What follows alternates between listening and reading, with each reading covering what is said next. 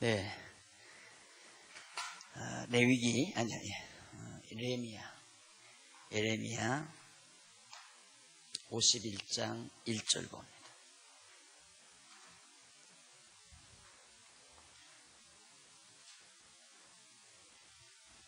예레미야 51장 1절.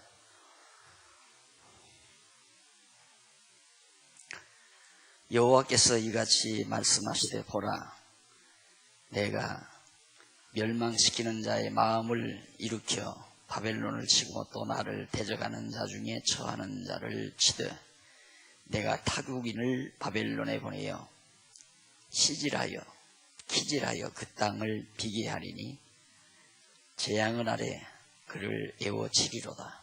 2절까지 봉독했습니다. 지금 우리 살펴가는 내용은 유다 예루살렘을 쳐서 멸망시킨 바빌로니아 제국을 하나님께서 원수갚아주겠다. 바벨론에 대한 보수죠. 원수갚음에 대한 내용을 50장부터 살펴보는 거거든요. 그런데 지난 시간 50장은 하나님께서 바벨론을 쳐서 유다 백성들의 원수를 갚아줄 건데 그 원수 갚는 방법이 어떠한가, 그 방법에 대해서 예언한 것이 50장에 나오고요.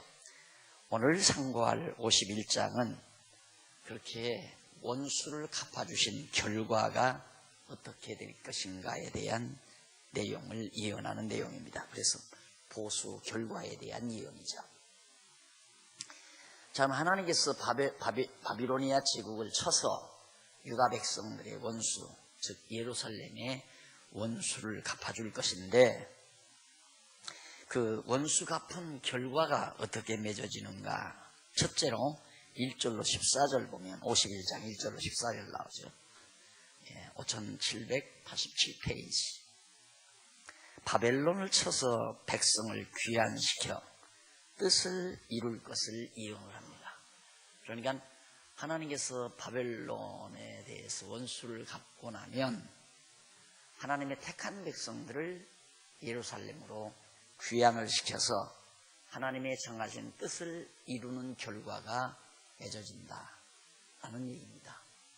그러니까 하나님이 하시는 일에는 방법만 있는 게 아니라 반드시 목적이 있죠. 그러면 바벨론을 쳐서 멸하는 것은 자기들끼리 쳐서 과거에는 동맹이고 과거에는 자기의 우국이었지만은 그러나 사태에 따라서는 적군이 되는 거죠. 그래서 예수님께서도 그런 얘기를 합니다. 원수가 네 집안에 있다, 그런 얘기를 하죠. 나를 망하게 하는, 나를 사기치는 자가 내 친구 중에 있고 때로는 내 집안 중에 있고, 집안이라서 믿어가지고 그냥 논문서 잡혀주고 집문서 밖에 잡혀주면 다 그냥 들쳐먹고 망하는 경우가 허다하죠. 그런 것처럼 아무리 바벨론이 강할 때에는, 바벨론 권세가 아주 강할 때에는 다 거기에 붙습니다. 거기에 붙어서 한 세력을 형성하고 형님하고 다 따르게 되고, 그러나 조금만 불리하게 되면 그 사람들이 나가서 총을 거꾸로 뒤로 돌아대는 거죠. 바로 바벨론이 망하는 방법이 그렇게 해서 망하는 겁니다. 하나님께서 그렇게 멸망시키는 거예요. 그러니까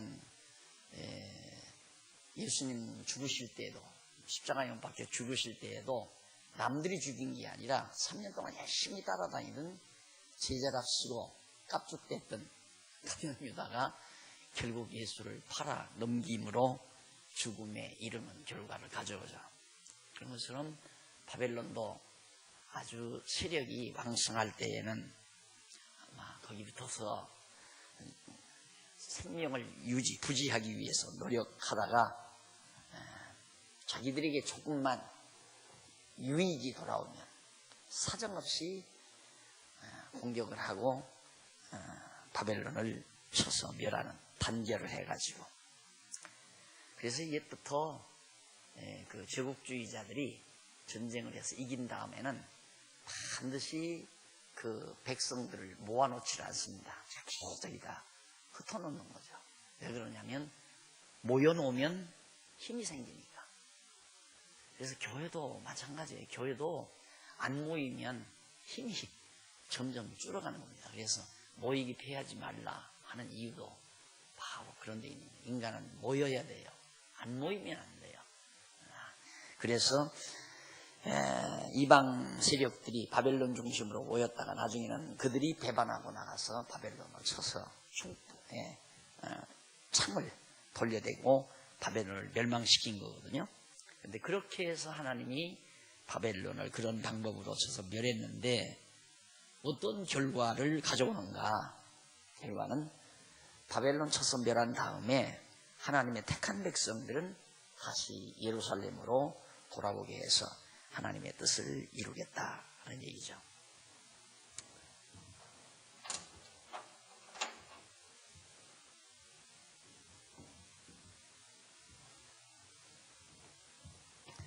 모세, 그 다음 다윗,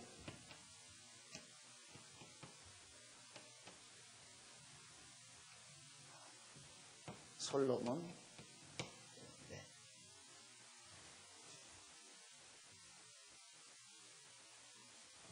예수님 오시기 이전 587년 주전 587년에 유다 예루살렘이 바벨론에 의해서 다 파멸됐잖아요. 다 무너지고 파멸되는데 파멸된 유다 백성을 향해서 하나님께서는 에레미야를 통하여 이렇게 너희를 멸망시킨 바벨론 내가 가만 안 놔둔다. 그들을 내가 쳐서 원수 갚아준다. 그 원수 갚은다면 어떻게 하는가? 다시 너희들을 70년 후에 돌이킨다. 그래서 예루살렘 돌아와서 무너진 예루살렘을 다시 복구하고 여호와 하나님 경외하게 해주마. 이제 그 얘기거든요. 에레미야가 예언하는 거예요. 근데 그 예언의 뒷받침은 근거는 여기서부터 시작되는 거예요. 모세예요. 모세가 신명기에 보면 성소, 하나님의 성소까지라도 다 회파시킨다. 그런데 이때는 예루살렘 아야 생기지도 않은 때예요. 적어도 저기서부터 따지자면 거의 1000년경이죠. 다윗에서 여기까지가 한 500년 정도 되니까요. 500년이고 여기가 587년, 그러니까 약 한 900년. 여기서 여기까지 한 900년, 여기서부터 따지면 한 1000년 전쯤 되죠. 1000년 전 하나님께서 모세를 통하여 이제 예루살렘 성소죠.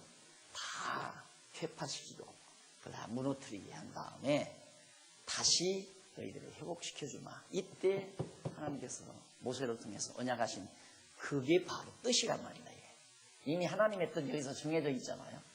내 뜻을 이룬다. 그 뜻을 이룬다는 말은 너희들 멸망시켰다가 내가 정하신 뜻대로 70년 만에 다시 돌이키는데 어떻게 해서 바벨론을 완전히 진멸시켜서 멸망시켜서 너희들을 다시 예루살렘으로 돌아오게 함으로 내 뜻을 이루겠다. 그 내용이 1절로 14절까지.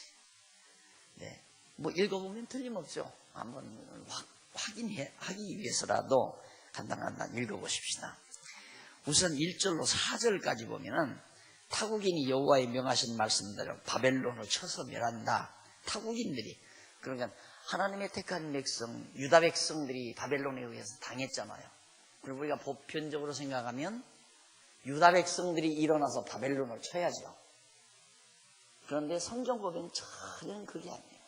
그래서 너희들은 원수를 갚으려고 하지 말라.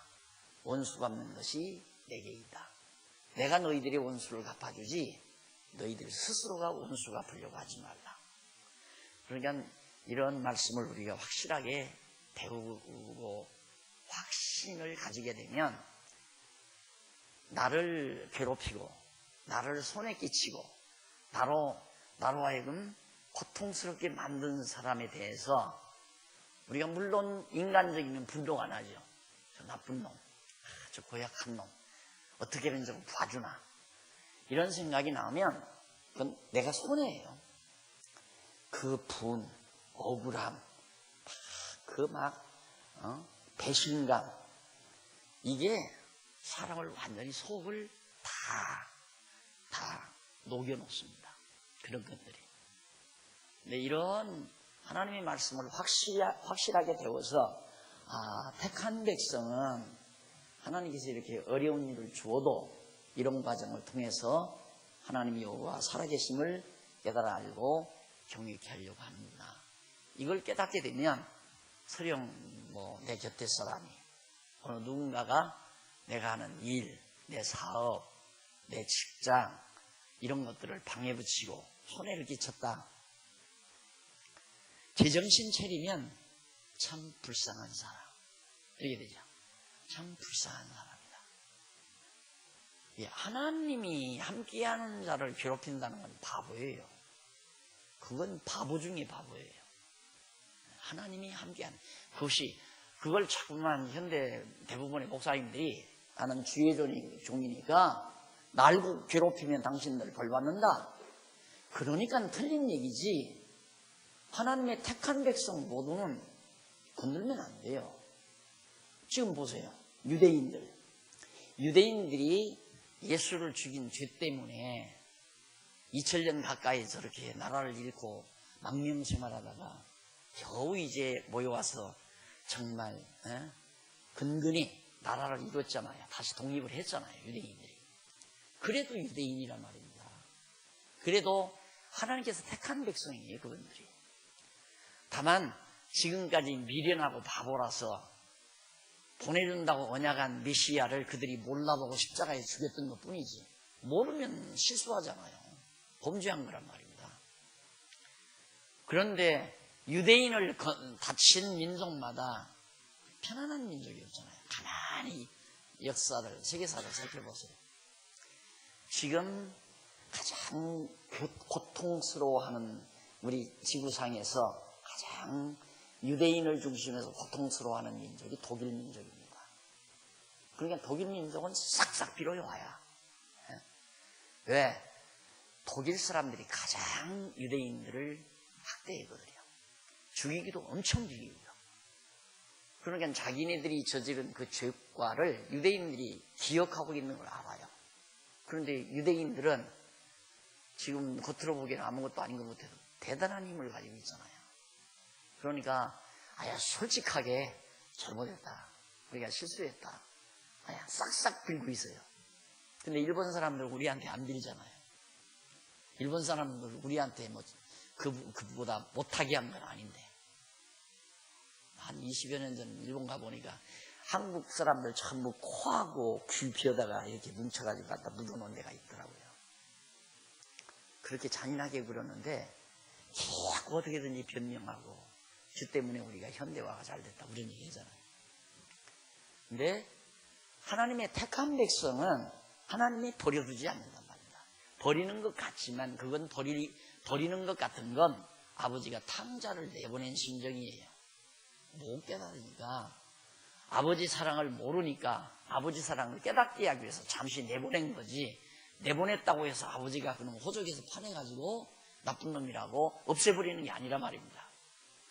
그렇기 때문에 내가 정말 하나님의 진짜 택한 백성이라 하면 누가 나를 손에 끼쳤다, 나를 방해한다, 내 하는 일을 자꾸 방해하고 괴롭힌다, 화낼 거 없어요. 열받을 것도 없고.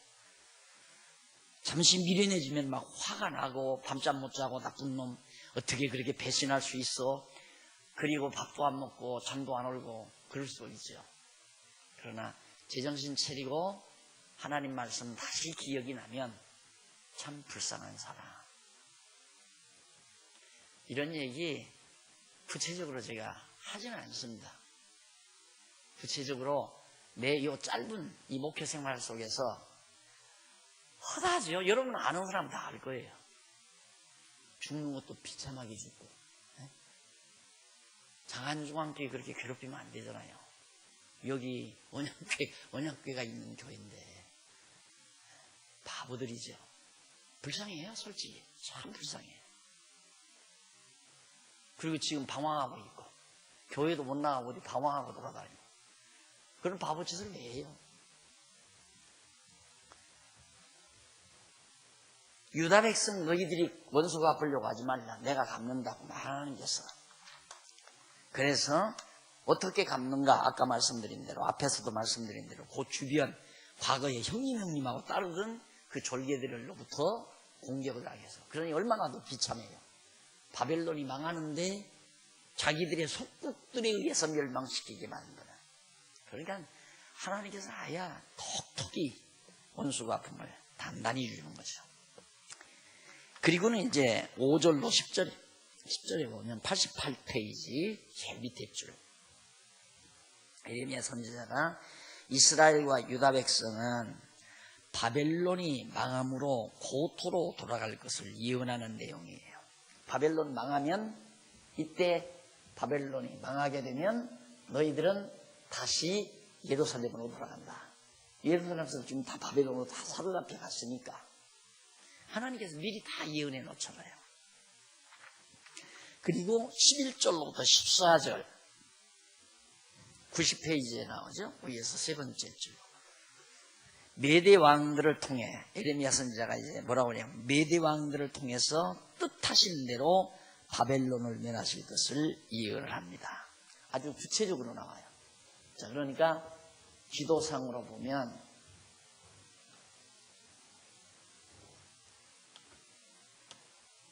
갈릴리 호수, 요단강, 사해바다죠.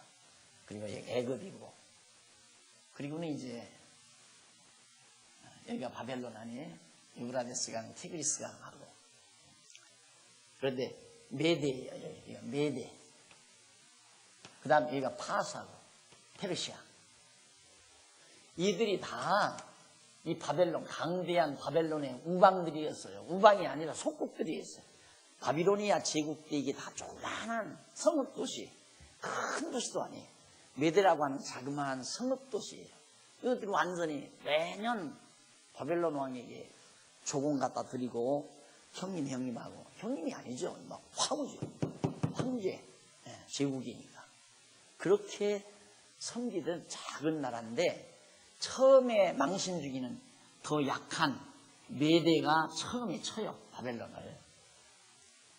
그러다 보니까, 막 판세를 보니까 파사가 가만히 있을 수 없어요. 합세를 했어요. 그래 합세를 해서 페르시아가 앞장서 바벨론을 완전히 정복해버립니다. 그래서 그때 바벨론 황제를, 바비로니아 제국의 황제를 다 처치해버리고, 페르시아 제국, 바로 페르시아 제국이 되죠. 일대 제국의 일대 황제가 고레스라는 황제 아니에요. 고레스 황제에 의해서 이제 예루살렘에 다시 유다 백성들이 돌아오게 된다. 그것이 하나님께서 이때 정해놓으신 뜻이었다. 그 뜻을 하나님께서 이룬다 하는 내용이 바로 14절까지 나온 내용입니다.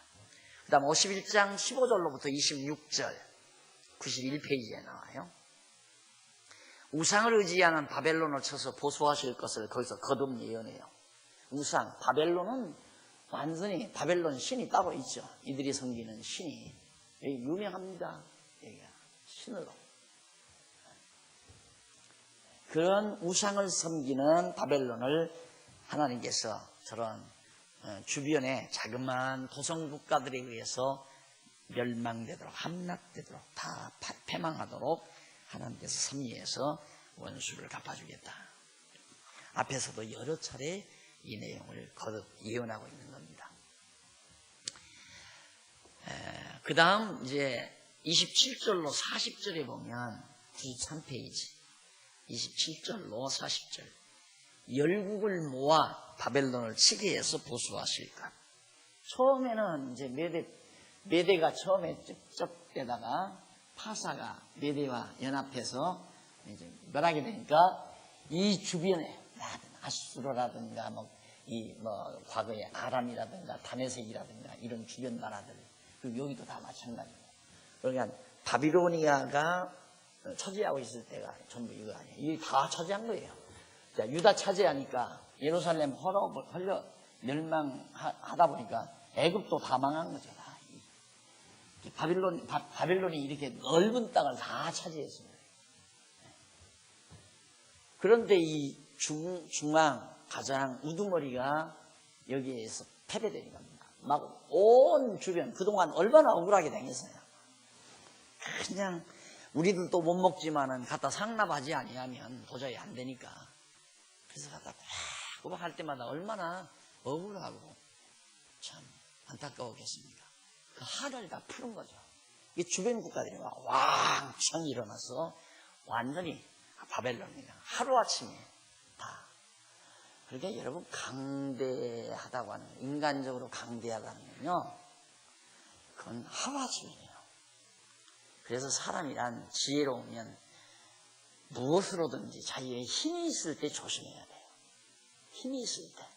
그런데 사람들은 참 이상한 거예요. 힘이 생기면 힘이 생기는 만큼 힘없는 사람을 짓밟아요. 그게 미련한 거란 말입니다. 근데 왜 그렇게 짓밟는가? 짓밟아야 신바람이 나는 거예요. 잘난 것 같고. 내가 힘이 나잖아요. 힘이 있기 때문에 힘이 있을 때는 힘없는 사람을 팍 눌러야 지가 산다 이 말이죠. 이런 말 하다 보면 자꾸 그러면 소고기 영상 생각이 나지만은, 강대한 나라가 할 일이 아니잖아요. 강대한 나라가. 근데 인간적으로 볼 땐 강대하게 왜 되려고 그러는가? 다 지배하고 살고 싶어서 강대하게 되려고 하는 거거든요. 근데 지배하는 만큼 자기에게는 더 유의감을 내온다는 거. 그래서 힘이 있을 때는 항상 생각을 해야 돼요. 그게 지혜자예요. 내가 정치적으로 권력에 힘이 있다든가, 육신적으로 힘이 있다든가, 어떤 직위상으로 힘이 있다든가, 어떤 경제적으로 힘이 있다든가, 어떤 힘이 있을 때는 그 힘을 가지고 남으로 하여금 한 맺히게 하는 일은 절대 하면 안 돼요. 그게 어리석은 거예요. 한을 맺히게 하는 거죠. 그러니까 이 기업주가 큰 기업을 경영할 때 그 노사분규라는 게 그런 거 아니에요? 노사분규라는 게 한이 맺히니까. 과거에 막 우리나라에 난리 날 때 우리는 죽도 못 먹는데 사장은 갈비 뜯고 이쑤시고 나온다 그런 노래도 하면서 막 다 흥분하잖아요. 그러니까 왕 일어나서 난리를 치니까 이제 막 국가 권력 공권력 의지하지 않고는 안 되니까 막 최루탄을 쏘고 막 그냥 난리를 치면서 나라가 시끄럽고. 그래서 힘은 참 좋죠. 세상에 사는 동안 힘이란 다 좋은 거예요. 좋은 건데 그게 좋게 활용이 돼야 좋은 거지. 그 힘을 좋게 활용되지 아니할 때는 자기를 죽이는 힘으로 되돌아온다는 거. 그걸 항상 기억하며 사는 거. 바빌론이 망할 줄이야 누가 알아요? 이 지상권세에서 가장 질적으로나 외형적으로나 가장 최대의 강국이에요. 그래서 성경에서 그걸 황금으로 묘사하잖아요. 금머리로. 바비로니아를 금머리로. 그 다음 페르시아를 은으로 표시하잖아요. 그 다음 헬라 제국을 동으로 표시하고, 로마는 철, 흙. 이 철과 흙으로, 철하고 흙하고 강하죠. 철은 굉장히 강한데 흙과 철을 합쳐놓으니까 강한 게 아니에요. 그러니까 외형적으로 그렇게 강대한 로마는 해질 날이 해지는 날이 없다고 그럴 정도로 했잖아요. 왜? 로마 제국 땅에는 이쪽에서 해가 지면 저쪽에서 벌써 해가 뜨니까 로마 제국 땅에는 해질 날이 없다. 그렇게 강대한 로마 제국이었지만 주 70년에 하루아침에 만나버렸어요. 70년 이후에 예수 그리스도를 십자가에 못 박아 죽인 죄과에 의해서 로마 제국이 70년 이후 예루살렘 다 불쳐지르고, 그리고 그 뒤로 점점 로마는 망해버리고 말았다 이 말입니다. 그러니까 하나님께서 그렇게 열국 그 주변의 많은 나라들을 전부 모아서 강대한 바벨론을 다 쳐서 멸하게 하겠다라고 했는데 그대로 됐어요. 그 역사, 지금 예레미야가 예언한 대로 이미 역사적으로 이루어진 거죠. 그 다음 51장 41절로 53절 96페이지에 나오죠. 백성에게 규환을 구원하며 망한 바벨론의 참상을 예언합니다. 야, 너희들 이제 돌아가라. 자, 70년 이미 기간까지 다 정해졌으니까 70년이 되면 반드시 바벨론 망하니까 너희는 예루살렘으로 돌아가라. 여기 바벨론. 여기서 이제 잡아다가 막 이 갈대아 땅 이런 데다 전부 흩어 여기저기 살게 했잖아요. 유대인들을 흩어서 다. 그런데 페르시아에 의해서 패망하고 나서 초대 황제인 고레스의 칙령에 의해서 일로로 돌아가라. 예언이에요, 지금. 돌아가라는 예언. 그리고 바벨론은 어떤 정도가 되어지는가, 그 참상에 대해서 말을 하는데요. 45절로 49절 한번 보십시다. 45절로 49절 거기 보면은 본문 보세요. 나의 백성아, 너희는 그 중에서 나와 각기 나 여호와의 진노에서 스스로 구원하라. 너희 마음을 겁약하게 말며 이 땅에서 들리는 풍설을 인하여 두려워 말라. 풍설은 이 해에도 있겠고 저 해에도 있으리라. 경내에는 강포함이 있어 광원길이 서로 치리라. 그러므로 보라, 날이 이르리니 내가 바벨론의 조각한 신상들을 벌할 것이라. 바벨론 신상 우상들을 봐. 그 온 땅이 치욕을 당하겠고, 바벨론 온 땅이 치욕을 당하겠고, 그 살육당한 모든 자가 그 가운데 엎드러질 것이며, 하늘과 땅과 그 중에 모든 것이 바벨론을 인하여 기뻐 노래하리니, 이는 파멸시키는 자가 북방에서 크게 오미니라. 여호와의 말입니다. 힘 있는 자가 망하면 약한 자들이 울어야죠. 그렇게 하면 지혜자입니다. 그런데 힘 있는 자가 어렵게 되면 그럴 줄 알았어. 이건 참 괴로운 일이죠.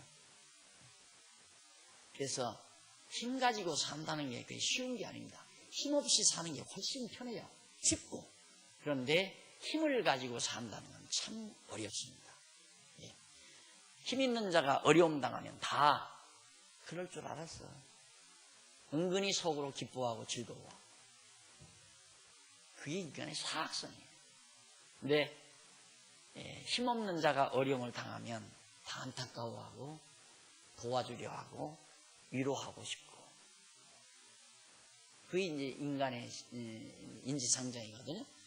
그런데 바벨론이 얼마나 악독하게 굴었으면 망하니까 온 열방들이 다 기뻐하고 즐거워한다 이 말이에요. 아주 기뻐하고 즐거워한다.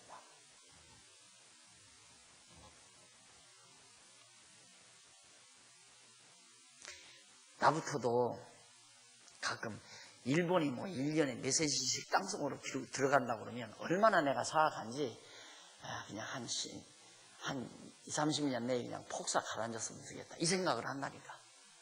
왜? 그들이 우리 괴롭힌 역사 때문에 그러잖아요. 목사가 그렇게 생각해서는 안 되는데 우리가 너무너무 당했으니까. 너무 당했으니까요. 내가 어렸을 때 이렇게 키 안 큰 원인이 일본 사람들 때문에 안 컸다니까.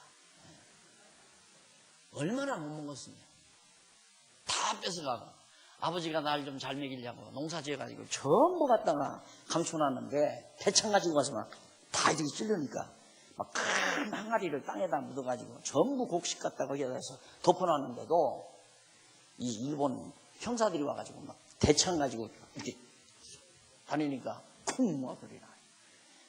그때 간이, 나도 이제 눈이 막 수둥그려가지고 아버지를 뒤따라다니면서 보고 간이 턱 이렇게 안 들어가니까 들키니까 거기 파보니까 그냥 막 큰 항아리가 두 서너 개 묻혀가지고 벼가 그냥 그 안에 그득 있잖아요. 그때 안 끌려서 아버지 안 돌아가시는 게 다행이죠. 그러니 그거 다 뺏기고 나니까 못 먹어요. 그러니까 가끔 제가 말씀드렸지만 이 다 홍 기름 다 짠 거, 맷돌장 많은 거 있어요. 이렇게 그만 그게 막 새파랗게 이끼가 낀 거예요. 그 돼지열도 안 먹어요. 그걸 갖다가 줘요. 그럼 얼마나 말라가지고 딱딱한지 깨지지도 않아요. 그걸 도끼로 아버지가 깨는 거예요. 그럼 조각이 나잖아요. 조각조각 이런 조각. 그러면 그걸 물에다가 한 3, 4일 담궈놔요. 그러면 이제 솜처럼 불어납니다. 그거 하고 풀 뜯어다가 죽을 써서 먹였으니 내가 키가 클 리가 있어요. 그죠? 그런 것들이 어렸을 때 느리게 되게 가지고 일본 하면 반드시 뒤에 사람이라고 붙어야 되는데 목사니까 그러잖아요. 입이 걸으면 안 되잖아요. 일본 사람, 일본인 그래야 하는데 꼭 놈으로 간단 말입니다. 일본 놈. 그러니 만약에 일본이 지금 땅속에 가라앉는다고 해도 아무리 내가 목사지만 참 잘했다 이러지. 아유 안 됐다 이런 마음 안 들어갈 것 같아요. 지금도. 그래서 여러분 힘 가지고 산다는 건 참 지혜로워야 된다. 정말 지혜로워야 돼. 힘으로 약한 자를 억울하게 하거나 울게 하거나 그건 바보나 하는 짓이지 어리석고 미련한 자들이 하는 일이지. 힘이 하나님께서 나에게 힘 줄 때는 힘없는 자들을 주가라고 주는 거 아니겠어요? 힘 가지고 힘없는 사람 누르고 살으라고 주는 거예요? 안 그래? 하나님이 나에게 힘을 줄 때는 힘 가지고 힘없는 자들을 부축해 주라고. 얼마나 좋아요. 힘 있어가지고 힘없는 자들을 부축해 줄 때 사랑하는 마음이 있어야 부축해 주지 않아요. 세상 가장 지혜롭게 사는 방법은 사랑하며 사는 방법밖에 그 이상 더 지혜로운 방법은 없어요. 사랑하며 사는 방법밖에는 최고로 지혜로운 방법이죠. 그런데 반대 생활은 반대는 뭐냐? 사랑하며 사는 반대는 뭐냐? 사랑하며가 아니라 자랑하며 사는 거죠. 나 잘났다 하고 자랑하며 사는 거. 그게 이제 미련하게. 내가 자랑하며 살려고 해. 힘과 시해야 자랑이 되죠. 힘과 시를 해야. 바벨론이 하루아침에 망할 줄이야 누가 알겠습니까? 로마가 하루아침에 그렇게 망할 줄이야 누가 알았어요? 그래서 세상의 힘은 반드시 망한다. 그러나 허다한 많은 사람들이 기어코 힘을 기르기 위해서 살아가니까 답답한 얘기죠. 그 다음 54절로부터 64절에 보면 바벨론 보응에 대한 말씀이 기록된 책을 통하여 예언합니다. 하나님께서 바벨론 이렇게 망한다, 이 망하는 이걸 어떻게 책에다가 딱 기록을 해놔요. 왜? 기록을 왜 하는가? 없어지지 않게. 항상 보관하기가 제일 좋은 게 책이에요. 성경에 보면 지키라, 지키라 그 말 나와요. 지키라.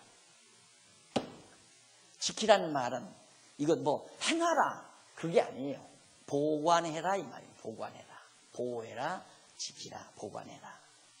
그러니까 보관하는 방법, 그 내용을 보관하는 것은 우리가 내가 이제 어떤 내용을 알고 있으면 나보다 나이 어린 사람에게 이렇다 하고 말로 전해주는 방법이 있죠. 근데 말로 전해주다가 보면 잊어버릴 수도 있고 보탤 수도 있고 깰 수도 있단 말입니다.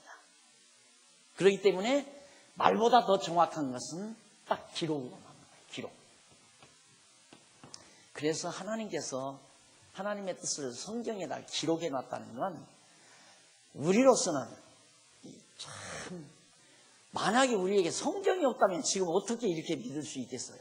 믿을 수가 없죠. 성경이 없는데 어떻게 믿어요? 나는 안 믿죠. 나도 안 믿어요. 성경이 없으면 나는 안 믿죠. 근데 성경 기록이 저렇게 벌써 이때부터 1000년 전이니까 우리로 따지면 지금 여기서 21세기 2000년 여기 500년 2000년 500년 1000년이면 3500년 전이에요. 3500년 전에 모세가 했던 말이 또박또박 신명기에 나오니까 그 말씀대로 이 시대에 또박또박 그 기록대로 이루어지고 그래서 그걸 책에다 기록해 놨다. 그래서 기록은 참으로 중요한 것이에요. 이걸 기록해 놓은 걸로 에레미야가 계속해서 백성들에게 예언하는 내용이 그 뒤에 계속 소개됩니다. 자, 이렇게 해서 이제 그 결과가 나왔는데 그 다음 마지막 52장에 보면 52장 3페이지 803페이지 5803페이지에 보면 동그라미 안에 3번 바벨론의 잔악상. 얼마나 바벨론이 아주 잔악하게 행동을 했나. 그걸 이제 전해주고 있습니다. 1절로 11절에 보면 52장 1절로 11절에 보면 예루살렘을 포위한 바벨론 왕의 무자비한 행위. 예루살렘을 여기를 이제 이 바벨론이 이제 이거 다 정복하기 위해서 애굽을 쳐야 되겠는데 통로가 이렇게 와야 한단 말입니다. 이렇게 이 땅을 거쳐가야 돼요. 반드시 애굽을 가려면 여기. 왜 그러냐면 홍해바다가 이렇게 있잖아요. 그러니 이렇게 해서 일이 여기가 이제 여기는 좀 바다가 아니고 좀 붙어있기 때문에 지금 여기는 현재로는 여기가 운하가 있지만 이번에 답사가면 여기 운하 건너갈 거예요. 요 통로 때문에 여기 때문에 여기를 반드시 정복을 해야 해요. 물론 예루살렘도 중요하였죠. 왜 그러냐면 여기 이제 유다 왕이 바벨론이 강하니까 바벨론에게 속국 노릇을 했어요. 아첨하다가 보니까 무슨 아첨을 했느냐면 이 바벨론에게 일이 생기니까 여기서 사신을 보내가지고 가서 문안하고 왔는데 담례삼아 여기로 왔어요. 바벨론 사신이 왔는데 또 손님이 오니까 그냥 성전 탐고 왕궁 탐고 창고죠. 다 잃어서 막 보물자랑을 다 한 거예요. 그런데 보니까 성전 안에도 금으로 만든 기명들이 그릇들이 막 그득그득 채 있고 왕궁에도 황금으로 만든 게 그득그득 있고 또 왕궁도 황금으로 지어 있고 또 예루살렘 성전도 보니까 안에 보니까 막 황금으로 전부 다 해놨다 이 말이에요. 그러니 이 사람들이 침이 꿀꺽꿀꺽 넘어간 거죠. 그대로 가가지고 보고해가지고 기회 타가지고 어차피 애굽을 여기를 쳐야 되는데 이쪽 여기를 쳐야 되는데 이거 밟고 넘어야 되잖아요. 이거 쳐버리니까 그냥 애굽은 절로 무너져 버리고 만 거예요. 그래서 바비로니아가 여러분들 이제 그 지도 여기 지도 나왔나요? 바비로니아가 점령했던 제국시대의 지도 여기는 안 나왔네요. 어딘가 나올 거예요. 이번 다니엘서 강론집에 아마 나올 겁니다. 그래서 유다가 이제 예루살렘이 망하거든요. 근데 얼마나 잔악하게 무자비하게 행동을 했는가. 1절로 6절에 보면 4페이지 804페이지 1절로 6절에 보면 시드기야의 악행으로 예루살렘이 바벨론에 포위당한 사실. 우리 시드기야 잘 알죠? 시드기야가 마지막 유다 왕인데 근데 시드기야 잡아갈 때도 보면 잡아가는데 아들 데려다가 아들 보는 앞에서 아들이 눈으로 다 보이는데 시드기야의 눈을 떼는 거예요. 바벨론 왕이. 그렇게 하잖아요. 그러니까 생각해보세요. 일본 놈이라고 나오잖아요. 간단해서 놈짜 하지 말라는 게 설교하기 기본인데 와 진짜 일본에 가서 우리 민족들 우리 동족들의 코하고 귀를 비어다가 묻어놨던 그 무덤을 보니까 지금보다도 그때는 더 젊지요. 한 20년 전에 갔으니까. 진짜 내가 아마 20대 농촌운동 할 때 같았으면 사자오를 막 거기서 막 했을 거예요. 근데 벌써 그때만 해도 40대가 넘어서가지고 속으로만 막 울컥울컥 하면서 그러고 왔지만 귀 비고 코 비고 왜? 업적 자랑하려니까 보십시오. 지금 몇 명을 내가 죽였는가. 그걸 이렇게 풀에다 담고 바가지다 담아다 갖다 보여주고 벼슬 하나 여기다 달고 모아놨다가 다 묻어놓은 거예요. 그렇게 우리 민족이 잔인하게 당했다는 사실. 이게 우리 세대는 알잖아요. 여러분 애들 되고 꼭 천안 독립기념관 잘하는 애들 데리고 가서 한 번쯤은 얘기를 해줘야 돼요. 역사를 잃어버리면 안 되죠. 그렇게 무자비하게 바벨론 사람들이 힘을 가지고 마음대로 하니까 12절로 23절 가만히 있어요. 죄송합니다. 이쪽에 7절로 11절 5페이지에 805페이지 위에서 6줄 나오죠.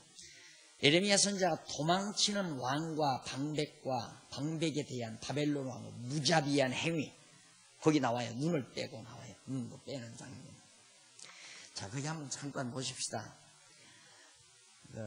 에레미야 선지자가 도망치는 왕과 방백에 대한 바벨론 왕의 무자비한 행위를 증언하는 내용인데, 에레미야 선지자는 바벨론 군대인 갈대아인이, 바벨론 군대가 이 갈대아, 이게 다 갈대아 땅이에요. 이 지역이 다. 갈대아 사람들이 전부 다 모집돼서 바벨론 군대로 나온 거죠. 그래 와가지고 예루살렘 성읍을 에워싸고 성벽을 무너뜨림으로 유다의 모든 군사가 밤중에 두 성벽 사이 왕 동산 견문길을 통해 아라바 길로 도망한 사실, 이미 무너진 상태를 역사적으로 기록해 놓는 거예요. 이는 일찍이 여호와 하나님께서 모세를 통하여 이스라엘 자손에게 대적이 치려하면 도망한다고 이미 언약한 레위기 26장 17절, 신명기 28장 25절, 이때 이미 다 예언된 대로 이 당시에 그대로 이루어졌다. 이미 천년 후에. 이게 이제 참 어디에서도 어떤 책에서도 볼 수 없는 놀라운 사건들이죠. 이 하나님 살아계심이 분명하다라는 증거가 되고요. 자, 그런데 그 뒤에 조금 성경을 보십시다. 성경을 보면 9절 보십시다. 9절. 그들이 왕을 잡아가지고 하맛 땅 림나에 있는 바벨론 왕에게로 끌고 가매 그를 신문하니라. 바벨론 왕이 시드기야의 아들들을 그의 목전에서 죽이고, 아들들 죽이고, 그 또 림나에서 유다의 모든 방백을 죽이며 시드기야의 두 눈을 떼고 사슬로 결박하여 바벨론으로 끌어다가 그 죽는 날까지 오게 두었더라. 바로 죽이면 덜 괴롭히잖아요. 그러니까 림나라고 하는 것이 가다가 바벨론과 이 사이에 있어요. 왕은 바벨론 왕은 여기까지만 오고 군졸들만 가서 이제 이걸 치고는 왕의 아들도 잡아가고 방백들도 잡아가고 갔는데, 왕이 있는 데다가 우리 이놈들 잡아왔습니다 하고 데려다 놓으니까 어떻게 했냐. 왕이 딱 보는 앞에서 시드기야 왕이 이제 살아보죠. 끌고 가서 이제 묶어가지고 가서 봤는데 그 보는 앞에서 아들들을 다 죽여요. 시드기야 왕의 아들. 그리고 어떻게 그 신복들, 부하들, 그 방백들을 전부 다 죽인 다음 밭이 이제는 너 눈 필요 없어. 그러면 다 눈 다 빼가지고 봉사를 데리고 가서 그냥 죽는 날까지 감옥에 가둬놓고는 그렇게 얼마나 비통하게 감옥 생활하다 죽었겠습니까? 자살도 못하고. 그렇게 잔인무도하게 행동한 바벨론 왕, 그걸 하나님이 그 원수를 내가 갚는다라는 얘기죠. 그 다음 12절로 23절 806페이지 보면 성을 회파하고 백성과 기물과 보물을 다 가져갑니다. 아까 말씀드렸죠? 이들이 여기 친 건 물론 뭐 다른 거 없어요. 예루살렘 성의 그 보물 때문에. 똑같죠? 집안에 보물 없으면 도둑놈 안 들어와요. 근데 보물 있는 줄을 알면 천하 없어. 여기 보물이 없으면 무엇 때문에 예루살렘 성전을 뭘 볼 거 있다고. 쳐봤댔자 아무 가져갈 것도 없는데. 그런데 너무너무 엄청난, 솔로몬 왕 때 그 엄청난 금덩어리 실어다가 전부 그걸로 금기명 만들어서 창고에다 가득 다 씌워놓은 거예요. 그걸 보여주었으니 고양이에게 구운 조기를 보여준 거야. 똑같죠. 그래서 와서 그걸 다 가져가느라고 그렇게 정말 고통을 준 겁니다. 그 다음 넘어가서 24절로 34절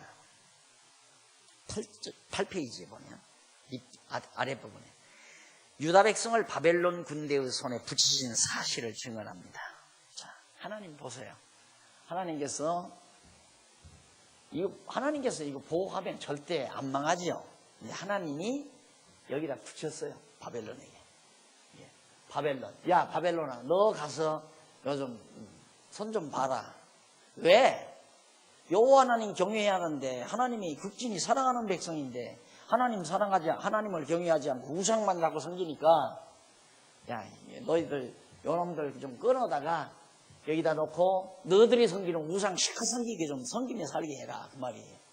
그러니까 바벨론이 하나님께서 그렇게 시키니까 바벨론 왕의 마음속에 유다를 칠 마음이 생기고 그러니까 겉으로는 외면적으로는 바벨론 왕의 마음으로서는 여기 있는 보물덩어리가 욕심이 나서 쳤지만은 이변에 하나님 편에서 볼 때에는 하나님은 유다 백성들로 하여금 여호와 하나님 경외하지 않고 우상 섬기며 사니까 그럴 바에는 가서 우상만 섬기며 살아라. 끌고 가라. 그래서 바벨론을 와서 치도록 하나님께서 놔둔 거예요. 그래서 다 끌어가서 쳤다 이 말입니다. 그것이 하나님께서 바벨론 군대의 손에다가 붙이신 사실에 대해서 말해주고 있습니다. 거기 31절로 34절 한번 보십시다. 31절로부터 9페이지 31절. 유다왕 여호야긴이 사로잡힌 지 유다왕 마지막 왕이죠. 여호야긴이 사로잡힌 지 37년 곧 바벨론 왕 에월무로닥의 즉위 원년 12월 25일에 그가 유다왕 여호야긴을 옥에서 내어놓아 그 머리를 들게 하고 그에게 선이 말하고 그의 위를 그와 함께 바벨론에 있는 왕들의 위보다 높이고 그 죄수의 의복을 바꾸게 하고 그 일평생에 항상 왕 앞에서 먹게 하였으며 그의 쓸 것은 날마다 바벨론 왕에게 받는 정수가 있어서 죽는 날까지 곧 종신토록 끊이지 아니하였더라. 그 시드기야가 눈은 뗐는데 마지막 다음 이제 바벨론 황제가 일어나가지고 옥에서 끌어내가지고 눈먼 봉사로 대우를 해줬어요. 그냥 다른 속국 왕들보다 좀 낮게 대우를 해서 왕하고 같이 먹고 마시고 그렇게 하도록 그렇게 했는데 그것이 이제 바로 이제 읽어드린 말씀 가운데 기록이 되어 있거든요. 그런데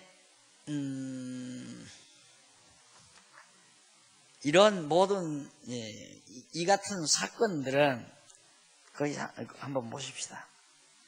10페이지 5810페이지에 보시면 밑에서 9번째 줄 중간 조금 앞에서 보세요. 제일 아래에서 위로 9번째 중간 조금 앞에 이러한 사실은 나오죠. 그러니까 앞에서 있었던 그런 사실들은 앞서 사로잡혀 가게 한 성읍이 평안함으로 사로잡혀 간 자들도 평안할 것이라고 예언한 여호와의 말씀. 그러니까 하나님께서 에레미야 22장 7절에서 에레미야가 지금은 52장 공부하지만 앞에 29장에서 에레미야가 이미 예언했어요. 예언한 것이 뭐냐면 앞에 사로잡혀간 몇 차례 잡혀갔거든요. 이때 완전히 함락이 됐다면 그 이전에 사로잡혀 포로로 이미 갔단 말입니다. 근데 그들이 가서 편안하게 살아요. 편안하게 살기 때문에 뒤에 사로잡혀 간 사람도 가서 편안히 살게 된다. 하나님이 보호하는 거죠. 가서 보호받도록. 왜? 다시 이미 회복시키려니까 보호해야 돼.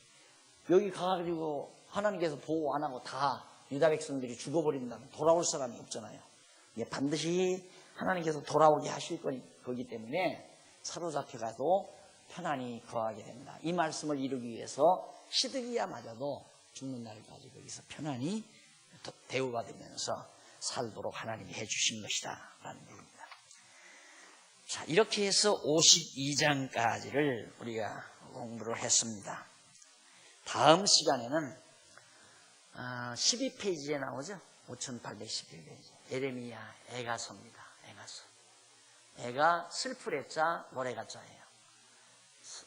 에레미야 선지자가 예루살렘의 멸망을 보고 슬피 울면서 예언한 내용이 바로 에레미야 애가입니다. 그래서 언약 성취, 하나님 이렇게 우리 망했는데 그다음 회복한다고 언약하신 대로 꼭 이루어 주셔야 됩니다 하고 간구하는 간구, 그것이 에레미야 애가 내용입니다. 그래서 1장에는 제일 먼저 보수에 대한 간구, 꼭 원수 꼭 갚아줘야 됩니다. 하나님께서 원수 갚아준다고 했잖아요. 했기 때문에 하나님 언약대로 원수 꼭 갚아줘야 됩니다, 이 말이에요. 그러니까 우리 그리스도인들이 드리는 기도는 반드시 이루어진다. 제대로만 기도를 드리면. 그 제대로 드리는 기도가 뭔가, 하나님이 언약한 것만 구하면 그건 반드시 이루어지게 돼 있어요. 안 구해도 이루어지는데 구하는데 왜 안 이루어지겠어요? 그러니까 구하기 때문에 이루어지는 게 아니라 사실은 하나님이 원수 갚아준다고 이미 원수 갚는다고 언약했으니까 갚을 것이 분명하단 말입니다. 그러나 이 당시에 예언하고 있는 에레미야서는 너무 슬프니까 우리 억울합니다. 하나님 꼭 원수 갚아줘야 됩니다 하고 기도하는 게 첫 1장에서 나오는 애가의 내용입니다. 거기부터 다음 수요일 저녁 공부하도록 약속하고 오늘 강의 여기서 마무리합니다. 기도하십시오. 자비로우신 하나님 아버지, 은혜와 사랑을 참으로 감사드립니다. 오늘 또 저희들을 불러 모아주셔서 하나님의 귀한 말씀, 에레미야 선지자의 예언의 말씀을 함께 상고하며 섭리하신 하나님의 역사 섭리를 다시 한번 되돌이켜 봤습니다. 하나님 아버지, 이 지구상의 모든 역사를 정하신 뜻 따라 섭리해 가시는 모습을 우리들이 바라보면서 오늘 우리가 살고 있는 역사의 현장도 하나님의 놀라우신 능력의 섭리가 역사되는 귀한 현장임을 우리들이 깨달으면서 이루어지는 모든 범사 속에서 하나님의 전능하신 능력을 바라보는 신령한 눈이 열리도록 함께해 주시옵소서. 그래서 이루어지는 일마다, 되어지는 일마다 그 속에서 나타나는 하나님의 능력의 영광을 보고 늘 찬양하며 사는 슬기로운 종들 되도록 인도해 주시옵소서. 강한 자들 부러워하지 말고, 강한 나라들도 부러워하지 말고, 하나님이 나와 함께 하신다는 확신을 가지고 평안함을 누리며 살아갈 수 있는 슬기와 지혜도 허락해 주시옵소서. 예수님의 이름으로 기도드립니다. 아멘. 하늘에 계신 우리 아버지, 이름이 거룩히 여김을 받으시오며 나라의 마옵시며 뜻이 하늘에서 이룬 것 같이 땅에서 이루어지이다. 오늘날 우리에게 일용할 양식을 주옵시고 우리가 우리에게 죄 지은 자를 사하여 준 것 같이 우리 죄를 사하여 주옵시고 우리로 시험에 들게 하지 마옵시며 다만 악에서 구하옵소서. 대개 나라와 권세와 영광이 아버지께 영원히 있사옵나이다. 아멘.